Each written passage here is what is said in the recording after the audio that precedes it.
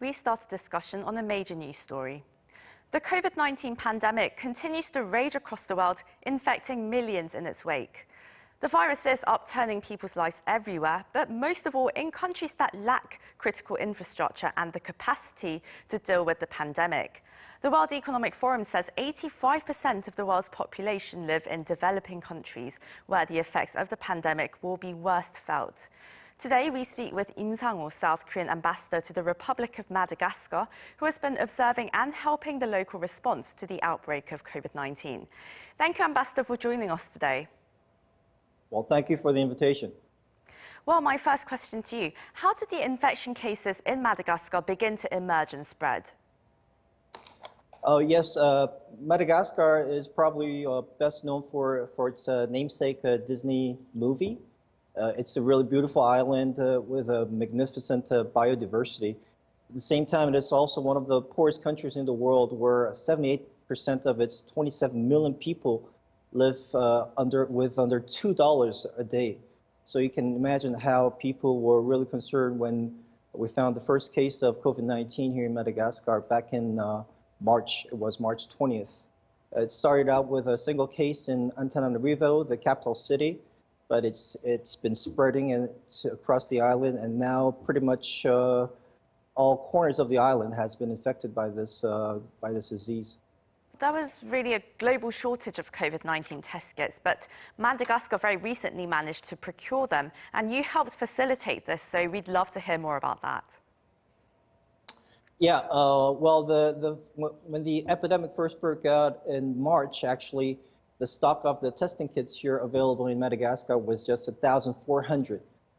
And as you can see, there was panic across the island, and people were scrambling to get as many testing kits as quickly as possible to Madagascar. And I was approached by a lot of Malagasy government officials, as well as the UN here present in Madagascar. And I was asked if Korea could anyway help get testing kits over to Madagascar. And luckily, thanks to a really quick response from the Foreign Ministry, I was able to have 5,000 testing kits as well as testing materials shipped to Madagascar in early April. And with that, we set up a testing center, a new testing center here in the capital city. And that has, of course, been a tremendous help in fighting the corona disease. Well, what has been the local response or reaction to these South Korean test kits, and how many test kits have been supplied so far? Yes, well, we've sent 3 different batches of emergency aid to Madagascar, the last one being in early June. And that time we have received around 20,500 more testing kits from Korea. And it wasn't just the Korean government and KOICA who contributed to this emergency aid, but there were a lot of other actors, such as Korean NGOs, Good People, Good Neighbor, Africa Future Foundation, and also Korean private entities, private companies such as SML Genetry, the Kode Kuro Hospital, and even private citizens who responded to appel d'urgence, as you say in French. And so that was a huge boost also in fighting the disease here in Madagascar. Yeah, a lot of people expressed their appreciation. The top government officials, including the president himself, he asked me to come to his presidential palace, and he thanked profusely not only the Korean government but also the Korean people for helping on Madagascar. There's been a lot of comments in our Facebook homepage. So yeah, the reaction has been overwhelmingly positive. Well, it's very encouraging to hear about the efforts of government level efforts as well as civil society here in Korea, and of course you've been helping put those efforts together. And well, I understand that when the pandemic first broke out in Madagascar in March, the Korean embassy there organized a chartered flight to repatriate not only Korean citizens but people of other nationalities as well. Can you briefly explain what happened? Oh yes, as I said, when the epidemic broke out in March, 20th of March, a lot of people became worried, obviously, because of the lack of infrastructure, medical infrastructure here in Madagascar. And there are about 240 Koreans here living in Madagascar, which is a respectable size. and we approached the Korean community to ask if there was anyone who wanted to be repatriated to Korea.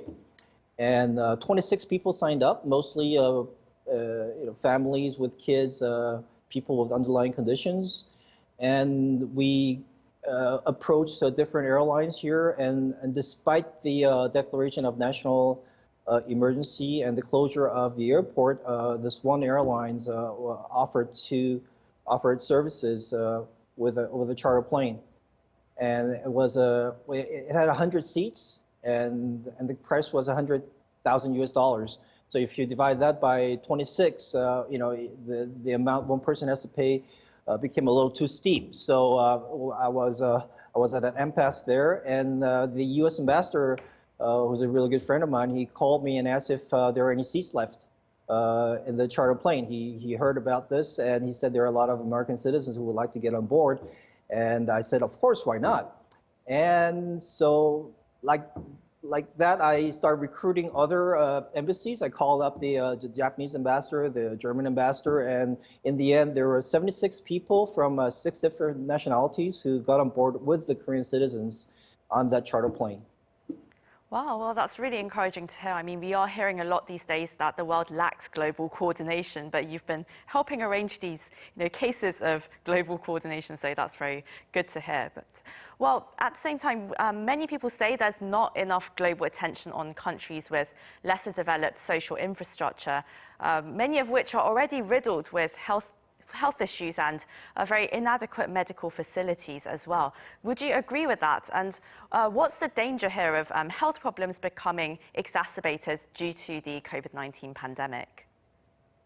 Yes, absolutely. I really agree with you. I really think that the world has to do more. We need to do more to help those developing countries fight the corona disease. This is a pandemic, so obviously the world has to get together as one to fight this disease. What happens here in Madagascar could actually have an impact on someone who's there right there in Korea watching this news. So yes, definitely we have to do more. And obviously for countries like Madagascar, the biggest problem that we have here is the dearth of testing kits. Even with the contribution from Korea, we still lack a lot of testing kits here. For instance, from March until this very day, the total number of tests that Madagascar has conducted is about 18,000. And in Korea, we can conduct up to, I read in the news, 20 to 30,000 a day. So you can really see the huge discrepancy of the capacity of developing countries to fight the corona disease.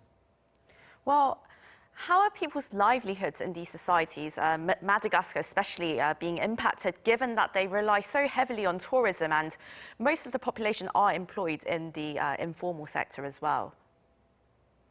Oh, yes. 80% of the workforce of Madagascar are engaged in one way or another in the informal sector.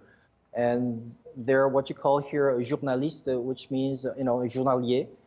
They have to work every day, every single day, have to get out and work to provide for themselves and also their family.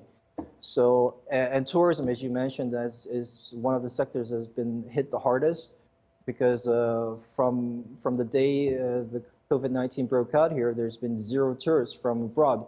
So you can imagine how difficult it has been for all those tens of thousands of people who are engaged in the tourism sector.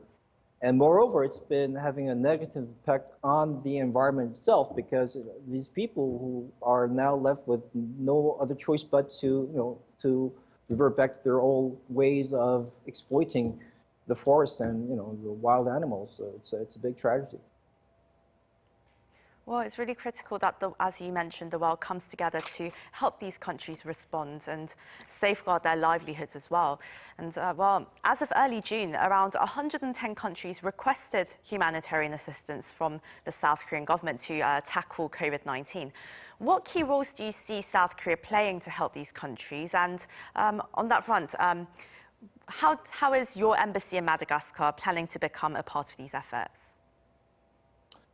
Yes, as I said before, I mean, a lot of countries such as Madagascar, they lack essential medical equipment, in particular testing kits and and material to set up the testing centers. In March, I brought in just 5,000 testing kits here, which is, not really a lot compared to what we were testing in Korea. And that really has made a huge difference here in Madagascar with just 5,000 testing kits. It saved, probably saved thousands of lives.